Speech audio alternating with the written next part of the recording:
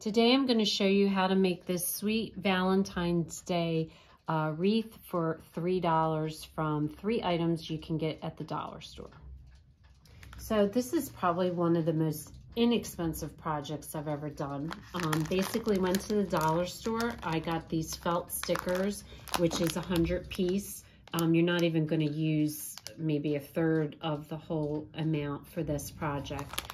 I got a spool of ribbon, and this ribbon's nice, especially for beginners, because it's got the same pattern on both sides, which is nice, and it's wired. If you're a beginner person using ribbon, wired ribbon is the best to work with. And then the only other item that I needed to buy was these brass wreath rings. It came 3 to a set, and I used the smallest one. And then whatever you have on hand, I'm using these gems, but if you have buttons or pom-poms, whatever you want to use for the center of your flower, some tacky glue, some hot glue, and a little bit of wired ribbon to make your bow if you need to, and then some cardboard. And that's all you need to do to make this project. Okay, so the first step you want to do is you want to create a stencil. So each of your flowers takes 4 of the felt hearts. I use the largest felt hearts in the package. And so what I want, because these are peel and stick, is I want a piece of cardboard for the backing to make the flower firm. So what I did was I cut a circle out of cardboard, and I put each of the 4 hearts, I stuck them to the circle. Then that gives me the stencil I need, because if you just do that, each of your tips are here and they're sticky. So what I did was I then put this on the cardboard and I traced it out with a pencil, and then I cut them out, and this is what you would get for each flower. So you want to cut out, I think I used a total of 6. So for each one, then what you want to do is take your heart felts and you want to peel off the back, and you want to stick them down onto the cardboard. So the nice thing about this is there's no gluing involved, because they're all peel and stick to it. So for each one, you're going to use 4 hearts, and then you're going to use a gem or a pom-pom, whatever you decide to use in the middle, and that you'll glue down with the tacky glue. So the next step you're going to do is create, for mine, I used the smallest of the hoops, so it took 6 altogether, so 2 white, 2 red, and 2 pink. So you're just going to create this for as many flowers as you need to basically cover the whole hoop. So this is what it looks like on the back. You're basically going to draw your glue across and then stick your cardboard right in the center of the flower.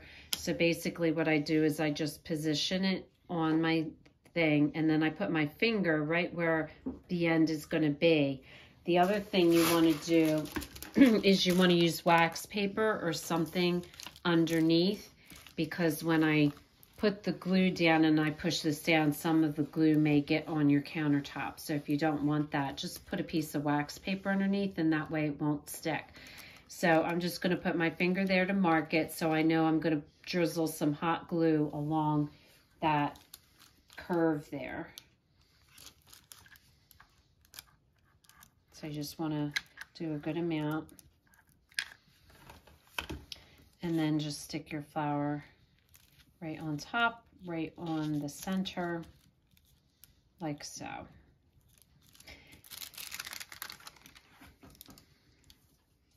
Now you'll notice in between you might have a little bit of a gap of the gold. So what I did was I put little tiny felt hearts in between them, just randomly. I thought that looked cute. The other thing you'll notice is I have a gap in my ring because I wanted even number of flowers. So you want to work it out on your ring to make sure that you're spacing it correctly. You might need a little bit more gap or not so much gap, but I left enough gap here so that I can place my ribbon.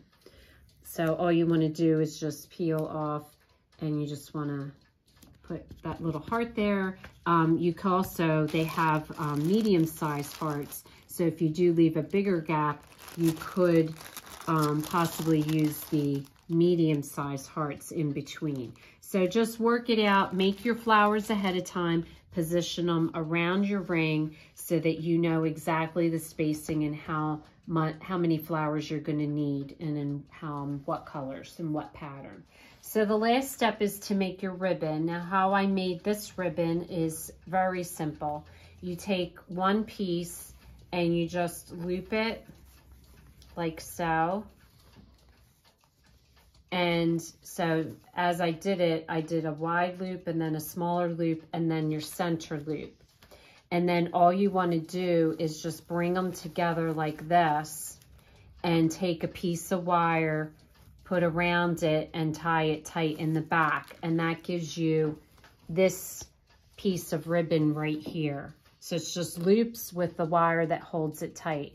Your second piece is just a separate piece that I'm going to tie into a knot in the back. But before I tie it into a knot, I fish a little piece of wire through, and that wire is what I'm going to secure it to my wreath with. So, and like I said, wired ribbon is nice because you can get a nice puffy ribbon. And because this is patterned on both sides, you don't really have to worry about whether the correct side is up and showing. So after you make your ribbon, you just take that piece of wire, and that's how you're going to secure it to the back of your wreath, like so. Then you're going to just take another piece of wire, and that's going to make a hook that you're going to have on the back that you're going to hang your wreath from. So this makes a very inexpensive, simple craft, something you can do very quickly for Valentine's Day, to dress up your door, to give to people as gifts. Just really a sweet wreath. So if this is your first time watching, welcome, and please don't forget to subscribe. If you want to receive future notification of posts, hit the bell. And if you like our video, please give us a thumbs up. Thanks for watching, and we'll see you again soon.